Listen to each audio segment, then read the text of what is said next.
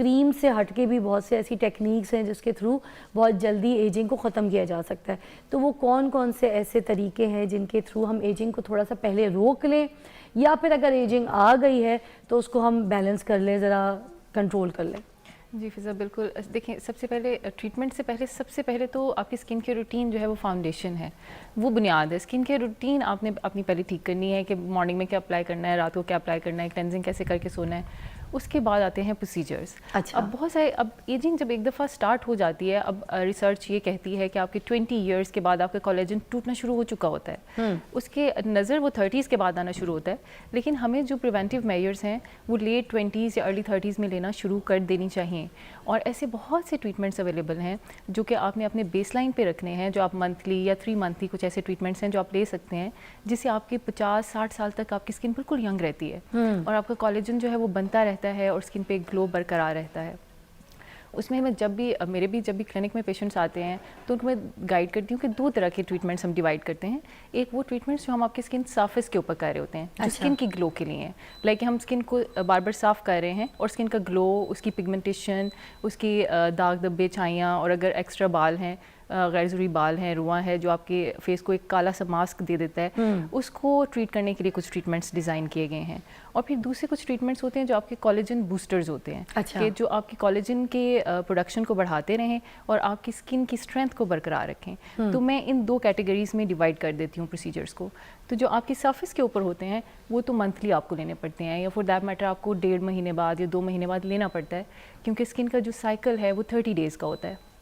30 days के बाद आपकी ट्रीटेड स्किन जो है वो ख़त्म हो चुकी होती है और फिर आपकी वही पुरानी वाली स्किन दाग धब्बों वाली और छाई वाली ये सिर्फ 30 दिन तक रहती है? ये 30 दिन तक है। आप जैसे आप कोई सैलून फेशियल भी लेते होते हैं, जैसे पहले सैलून फेशियल्स बहुत इन थे, तो वो भी 30 दिन से आपने देखा होगा, 1 महीने से ज़्यादा जो भी आप सरफेस पे काम करते हैं, फॉर एग्जांपल अगर आप पॉलिशर भी लेते हैं तो 30 दिन से ज़्यादा उसका इफेक्ट नहीं रहता। तो क्या ये जो डॉक्टर्स हैं, मेडिकल जो है वो अलाउ करता है कि हम पॉलिशर्स ले सकते हैं? क्योंकि बहुत से लोग कहते हैं पॉलिशर्स स्किन के लिए नहीं है, स्किन को बर्न कर देता है। इसका सवाल का जवाब मैं आपसे लूँगी। एक कॉल है हमारे साथ। अस्सलाम वालेकुम।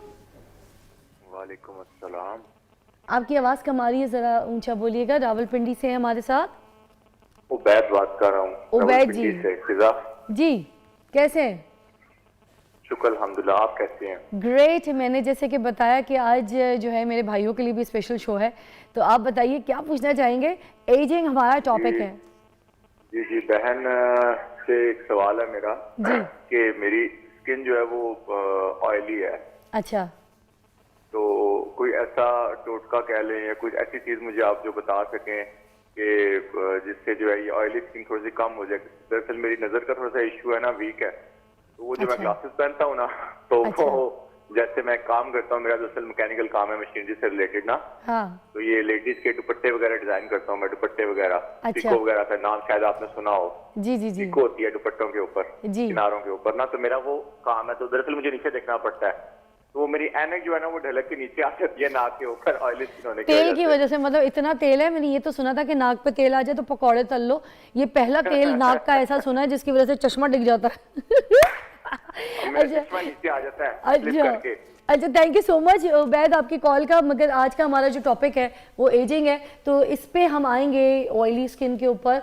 2-3 दिन हमें थोड़ा सा टाइम दे दें, मगर क्योंकि इतनी प्यारी कॉल थी कि उनका चश्मा नहीं डिग रहा है या डिगे जा रहा है तो फिर आपके लिए हल्का सा हल हम बता देते हैं। तो आप बता दें जल्दी से। बिल्कुल। देखिए, एक तो सबसे ज़रूरी ये चीज़ होती है कि आपको, जैसे डॉक्टर साहिबा भी बता रही हैं, कि क्लिनजिंग करना, डेली अपने चेहरे को साफ़ करना वो बहुत ज़रूरी होता है।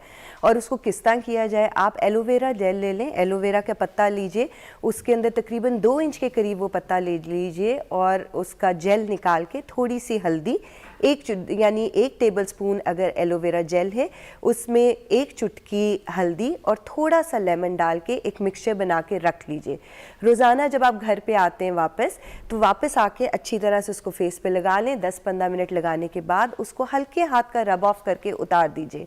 उतारने के बाद अगर आप कॉर्नफ्लोर ले लें, कॉर्नफ्लोर ईजीली घर में होता है, जिसको सूप में भी डालते हैं, 1 चम्मच कॉर्नफ्लोर में रोज़ वाटर डाल के उसका पैक अपने से फेस पे लगाएं।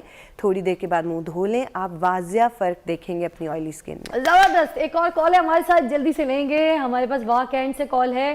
समरा, अस्सलाम वालेकुम। अस्सलाम वालेकुम फिजा मैम, कैसी है? मैं आपकी मैं आपकी बहुत बड़ी फैन हूँ और मैंने अभी आपका शो देखा है और मेरी टॉपिक भी ऐसा है कि मैं आपसे क्वेश्चन पूछना चाह रही हूँ जी कि मेरी एज अभी है 31 ईयर्स। ठीक है। तो मेरी आंखों के नीचे इस तरह झुर्रियाँ और वो फाइन लाइन जिस तरह आ रही होती हैं और बच्चों की डिलीवरी में जो छाइयाँ वगैरह बन जाती हैं उस तरह मेरा फेस काफी खराब हो गया। अच्छा। तो मैं एक हाउस वाइफ हूँ, तो मतलब इस तरह वो कोई खास नहीं है कि हम लोग वही पार्लर वगैरह का जाने का कोई सिस्टम नहीं है। तो घर में मैं ऐसा क्या कर सकती हूँ कि मेरा फेस थोड़ा ग्लो करे या ये रिंकल्स और ये छाइयाँ वगैरह मतलब कुछ कम हो जाए या बेहतर हो जाए? मैं आपको अभी जवाब देती हूँ, हमारे साथ रहिएगा शो पे। समरा, मुझे बताइएगा कि इनका जो मसला है वो थोड़ा सा झाइयों वाला भी है और साथ साथ इनका रिंकल्स का मसला आ गया जो आंख के नीचे है। बच्चे भी देख रही हैं तो अपनी स्किन केयर वैसी नहीं कर पा रही, तो कोई ऐसा इनको बता दीजिए कि वो जिससे अपना जो है स्किन को टेक केयर कर सके। घर पे रह के 3 चीज़ें बहुत इंपॉर्टेंट हैं जिसे आप देख सकते हैं, लाइक ABC अगर हम याद रखने के लिए रखें।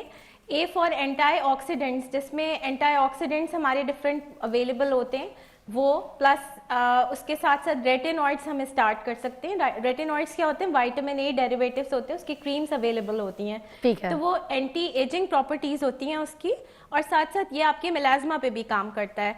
देन B अच्छा, रेटिनॉइड में इनको ये भी देखना पड़ेगा ना समरा जी, इनको ये भी देखना पड़ेगा ना कि इनकी ड्राई स्किन है या ऑयली स्किन है, क्योंकि रेटिनॉइड भी अब 2 किस्म के आने लग गए, for the dry skin as well and for oily skin. क्योंकि पिछले टाइम पे अभी मैंने गलती कर दी थी, I have the dry skin, तो मैंने गलत रेटिनॉइल्स यूज़ कर लिए थे। तो ये ज़रूर इनको रेकमेंड कर दें, बल्कि कोई ब्रांड भी कर दें। आई रिक्वेस्ट यू कि बल्कि किसी को ब्रांड भी भले आप रेकमेंड करें ताकि वो सही चीज़ खरीद सके। ठीक है, ओके। अच्छा, इसमें फिजा हमारे पास रेटिनॉल सीरम्स भी अवेलेबल हैं विद हाइलुरोनिक एसिड। तो हाइलुरोनिक एसिड के साथ जब कॉम्बिनेशन में यूज करते हैं तो उससे फिर आपको एक मॉइस्चराइजिंग इफेक्ट भी देता है। यस। प्लस अगर आप सिंपल लाइक रेटिनॉइड्स लगा रहे हो तो रेटिनॉइड्स आप किसी भी अच्छे मॉइस्चराइजर में मिक्स करके नाइट टाइम में लगाओ। इसको आप डे टाइम में नहीं लगाते क्योंकि स्किन फोटो सेंसिटिव हो जाती है। परफेक्ट। अच्छा, तो आप इसको नाइट में लगाएं।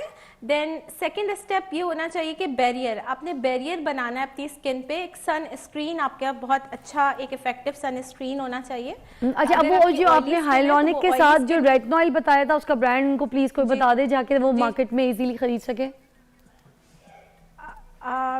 ब्रांड नेम देखो, डिफरेंट ब्रांड्स के आते हैं। आप अगर ओवर द काउंटर देखो तो उसमें लॉरियल के भी अवेलेबल हैं। अच्छा।